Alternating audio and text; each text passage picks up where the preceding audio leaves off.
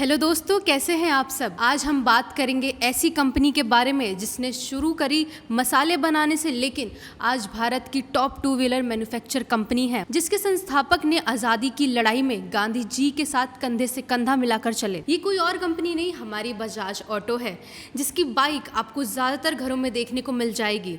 तो मैं सलोनी चौबे आज बात करेंगे बजाज ऑटो के इतिहास के बारे में। कंपनी ने मसालों से लेकर मैन्युफैक्चर तक का सफर तय किया। आज हम आपको सुनाने जा रहे हैं एक ऐसी कहानी जो सिर्फ एक बिजनेस की शुरुआत नहीं, बल्कि भारत की आज़ादी की लड़ाई का एक अहम हिस्सा भी रही।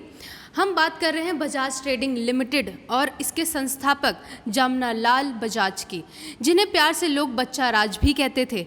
ये कहानी शुरू होती है 1889 में, जब जमनालाल बजाज का जन्म राजस्थान के नागौर जिले के काशी कब्बस गांव में हुआ था। वो एक बेहद साधारण फैमिली में जन्मे थे, लेकिन उनका बचपन ही कुछ अलग था। व्यापार में दिलचस्पी, देशभक्ति की भावना लेके आगे बढ़ रहे थे। जमनालाल जी को एक बहुत ही धनी व्यापारी सेठ ने गोद लिया। उन्होंने बहुत छोटी उम्र में ही कारोबार को समझना शुरू कर दिया और जल्द ही परिवार के कपड़ा और धातु व्यवसाय को संभालने लगे। 1905 में उन्होंने एक ट्रेडिंग कंपनी की नींव रखी, बजाज ट्रेडिंग लिमिटेड। शुरुआत में कंपनी कपड़े, धातु, मसाले और घरेलू वस्तुओं का बिजनेस करती थी, लेकिन ये सिर्फ व्यापार तक सीमित नहीं थी। इसके पीछे भी एक बड़ी सोच थी। बजाज जी का मानना था कि व्यापार केवल धन कमाने का जरिया नहीं है, बल्कि देश की सेवा का भी माध्यम होना चाहिए। यही सोच उन्हें करीब ले आई महात्मा गांधी जी के। उनकी पहली मुलाकात हुई महात्मा गांधी जी से 1917 में, जब गांधी जी ने बिहार के चंपारण में किसानों के अधिकारों के लिए आंदोलन चलाया। गांधी जी की सादगी, ईमानदारी और देशभक्ति से जमनालाल जी इतने प्रभावित हुए कि उन्होंने अपने जीवन का उद्देश्य ही बदल दिया। उन्होंने न सिर्फ गांधी जी के आंदोलनों में आर्थिक मदद की, बल्कि खुद भी आंदोलन में कूद पड़े। बजाज ट्रेडिंग लिमिटेड अब एक कंपनी नहीं, बल्कि एक मिशन बन चुकी थी। उन्होंने खादी का समर्थन किया, विदेशी कपड़ों का बहिष्कार किया और स्वदेशी आंदोलन को व्यापारिक ताकत दी। गांधी जी ने उन्हें राष्ट्रीय उद्योगपति कहा और वह उनके इतने नज़दीक हो गए कि लोग उन्हें गांधी जी का 5वां बेटा कहने लगे। आज जब हम बजाज ग्रुप को देखते हैं, ऑटोमोबाइल, फाइनेंस, इलेक्ट्रॉनिक्स, तो उसकी जड़ें हमें बजाज ट्रेडिंग लिमिटेड से मिलती हैं, जो कभी सिर्फ एक दुकान हुआ करती थी। ये थी आज़ादी के पहले की हिस्ट्री। तो दर्शकों, अब सवाल आता है, क्या इस कंपनी ने कभी डाउनफॉल नहीं देखा? इस सारी कड़ियों को एक एक करके समझेंगे। 1945 में इसकी स्थापना एक ट्रेडिंग कंपनी के रूप में हुई, लेकिन 1959 में इसे स्कूटर मैन्युफैक्चरिंग का लाइसेंस मिला। फिर बजाज चेतक जैसी स्कूटर ने पूरे भारत में धूम मचा दी। अब आते हैं 1960 से 1980 के दशक तक। बजाज ऑटो भारत की सबसे भरोसेमंद स्कूटर कंपनी बन गई। हर घर में एक बजाज स्कूटर होता था। उस समय का नारा था, हमारा बजाज। ये केवल एक विज्ञापन नहीं था, बल्कि हर आम भारतीय लोगों के लिए इमोशन बन गई थी। लेकिन टाइम के साथ बदलाव का भी दौर आया। 1990 के बाद भारतीय बाजार में बदलाव आया और यूथ का इंटरेस्ट मोटरसाइकिल की ओर बढ़ने लगा। भारत का टू व्हीलर मार्केट तेजी से बदल रहा था। लोग अब स्कूटर से हटकर स्टाइलिश और पावरफुल मोटरसाइकिल की तरफ आकर्षित हो रहे थे। हीरो होंडा, टीवीएस, सुजुकी जैसी कंपनियों ने भारतीय बाजार में अपने मजबूत प्रोडक्ट लॉन्च किए थे और उन्होंने बहुत तेजी से मार्केट पकड़ लिया था। उस समय बजाज ऑटो, जो कभी चेतक स्कूटर के लिए जानी जाती थी, इस भीड़ में पीछे छूटने लगी थी। कंपनी की डिमांड गिर रही थी और उसका फ्यूचर खतरे में नजर आ रहा था। बजाज की यह गिरावट बहुत बड़ी थी। जहां पहले सड़कों पर बजाज चेतक का राज था, अब लोगों को वो पुराना डिज़ाइन और स्कूटर स्टाइल पसंद नहीं आ रहा था।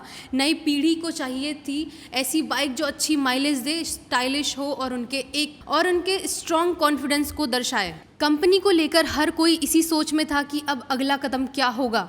ऐसे मुश्किल समय में बजाज ग्रुप के संस्थापक राहुल बजाज के बेटे राजीव बजाज कंपनी में एंट्री लेते हैं और सारे कंपनी का कारोबार अपने अंडर ले लेते हैं।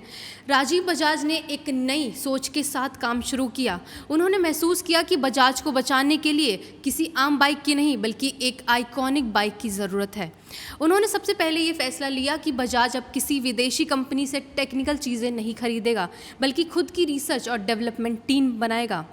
ये बहुत बड़ा साहसिक कदम था क्योंकि उस समय भारत में खुद की तकनीक पर इतनी बड़ी बाइक बनाना बहुत मुश्किल समझा जाता था।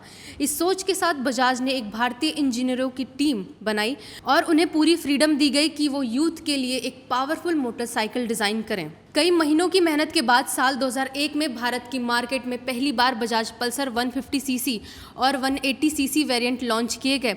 ये सिर्फ एक बाइक की लॉन्च नहीं थी, ये एक नई शुरुआत थी। पल्सर का लुक, उसकी बॉडी और उसकी मस्कुलर फ्यूल टैंक, उसका डिजिटल मीटर, सब कुछ उस समय की बाइकों से अलग और शानदार था।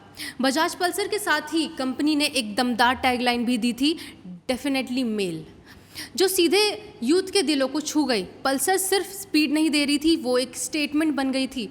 भारत में पहली बार कोई ऐसी बाइक आई थी जो दिखने में स्पोर्ट्स बाइक जैसी थी और कीमत में काफ़ी बजट फ्रेंडली थी। पल्सर की पहली सीरीज इतनी सफल रही कि लॉन्च के कुछ महीनों ही इसका डिमांड बहुत बढ़ गया था। पल्सर की सक्सेस ने बजाज को एक बार फिर जिंदा कर दिया। एक समय पे जो कंपनी डूबने की कगार पर थी वो फिर से मुनाफे में आने लगी। लोगों की नज़र में बजाज की छवि बदल गई। अब बजाज सिर्फ स्कूटर कंपनी नहीं रही बल्कि यूथ की पसंद बनने लगी। इसके बाद बजाज ने कुछ सालों में पल्सर के नए वर्जन लॉन्च किए, जैसे कि Pulsar 200, Pulsar 220F, Pulsar NS 200, RS 200, Pulsar AS और हाल ही में N160 और N250 जैसे मॉडल। हर मॉडल के डिज़ाइन के साथ परफॉर्मेंस और टेक्नोलॉजी में सुधार किया गया।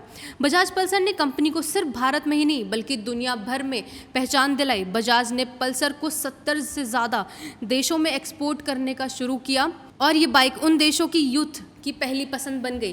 पल्सर की वजह से बजाज ऑटो अब भारत की सबसे बड़ी मोटरसाइकिल एक्सपोर्ट कंपनियों में शामिल है। भारत की एक घरेलू टेक्निक से बनी बाइक इंटरनेशनल स्टेज पे चमक रही थी।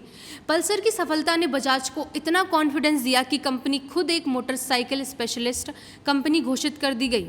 ये फैसला एक कदम अलग और जोखिम भरा था, लेकिन पल्सर की लोकप्रियता ने ये साबित कर दिया कि बजाज ने सही फैसला लिया है। आज बजाज की पहचान पूरी तरह पल्सर सीरीज से जुड़ी हुई है और ये ब्रांड यूथ में एक ट्रेंड बन चुका है। टेक्नोलॉजी की बात करें तो पल्सर ने भारत में कई पहली टेक्निकल पेश की, जैसे DTSI engine, digital speedometer, LED headlights, anti lock braking system, fuel engine technology जैसी कई चीज़ें पेश की। ये सारे इनोवेशन बजाज ने भारतीय सड़कों, मौसम और ग्राहकों को ध्यान में रखकर की। इसलिए पल्सर पावरफुल ही नहीं बल्कि ट्रस्टेबल भी है। तो ये थी बजाज से जुड़ी पूरी हिस्ट्री। ऐसे ही और इन्फॉर्मेटिव वीडियो के लिए हमारे चैनल को ज़रूर फॉलो करें।